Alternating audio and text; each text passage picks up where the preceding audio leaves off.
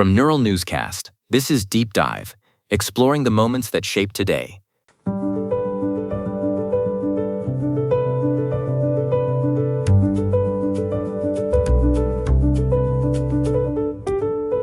I'm Claire Donovan, and today we are looking back at a date that fundamentally reshaped the structure of global governance. And I'm Hannah Whitmore. It is April 30th, 2026. And for those of us who track the foundations of community and land, today marks the true start of the American experiment. It really does, Hannah. On this day in 1789, the city of New York was the center of the political world. People weren't looking toward a king, but toward a man standing on a balcony at Federal Hall. That man, of course, was George Washington, being sworn in as the first president of the United States. It is a moment we often see in paintings, but the reality was much more grounded and gritty. The atmosphere in New York that day was electric. There were about 10,000 people gathered outside. For a city of that era, that is an immense crowd. They were there to see something that had never been done before, the voluntary installation of a leader within a constitutional framework. What I find so striking, Claire, is the way Washington chose to present himself.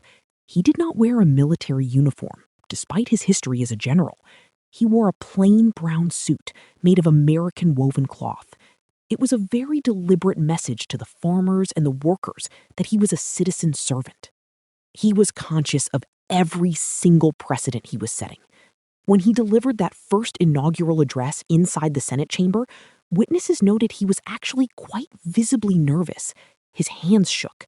It reminds us that even for a figure as monumental as Washington, the weight of this new responsibility was heavy. It is that human vulnerability that often gets lost in the history books. He was a man trying to figure out how to be a president when no such job had existed before. The traditions he started that day, from the oath of office to the address itself, have remained the standard for over 200 years. It set the template for the entire executive branch. But while Washington was building a nation, other figures born on this day were destined to build legacies in entirely different fields. If we look back to 1777, we find the birth of a man often called the Prince of Mathematicians. You are talking about Carl Friedrich Gauss. He is one of those names that might not be a household word for everyone, but his work is everywhere. If you have ever seen a bell curve in statistics, you are looking at his direct influence on how we interpret data. He was a child prodigy. There is that famous story of him calculating the sum of integers from 1 to 100 in seconds when he was just a young boy by recognizing patterns. Beyond the classroom, his work in magnetism and astronomy changed how we navigate and understand the physical world, Hannah. He brought a level of precision to science that we still rely on today. But while Gauss was mastering the laws of the universe, our next birthday figure was mastering the art of the human heart through music. Moving forward to 1933, we celebrate the birth of the legendary Willie Nelson. Willie Nelson is more than just a country singer. He is a cultural institution. From On the Road Again to his tireless work with Farm Aid, he has always stayed connected to the roots of the country and the people who work the land. He really resonates with the communities I follow. He has this grounded, steady voice that speaks to the struggles and the beauty of the American landscape. He has been an advocate for family farmers for decades, using his platform to make sure people do not forget where their food comes from. He is an outlaw in the best sense of the word, refusing to fit into the standard Nashville mold and creating something entirely his own. And speaking of icons who redefine their genres, we also have to mention Gal Gadot, born on this day in 1985. Most people know her as Wonder Woman. It was a role that required immense physical strength, but she brought a certain grace and sincerity to it that really changed the landscape for female-led superhero films in the modern era. She has that global appeal. Born in Israel, she served in the military there before her acting career took off. That background likely helped her bring that sense of discipline and presence to her roles in the DC Extended Universe. It is quite a spread for one day. A founding president, a mathematical genius, a country music legend, and a modern cinematic hero. It shows how many different ways one can influence the course of history, Claire. It really does.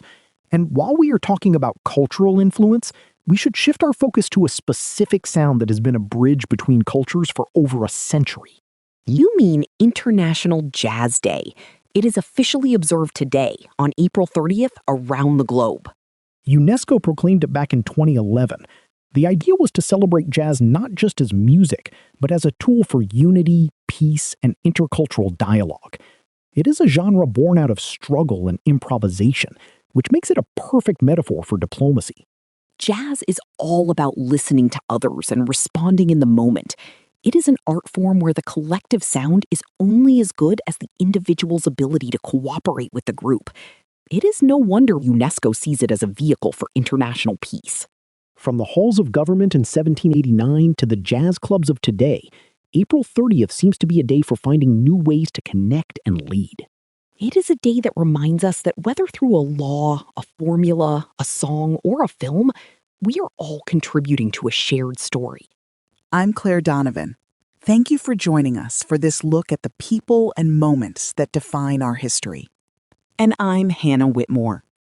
Visit deepdive.neuralnewscast.com for more. Deep Dive is AI-assisted, human-reviewed. Explore history every day on Neural Newscast. This has been Deep Dive on Neural Newscast, exploring the moments that shape today.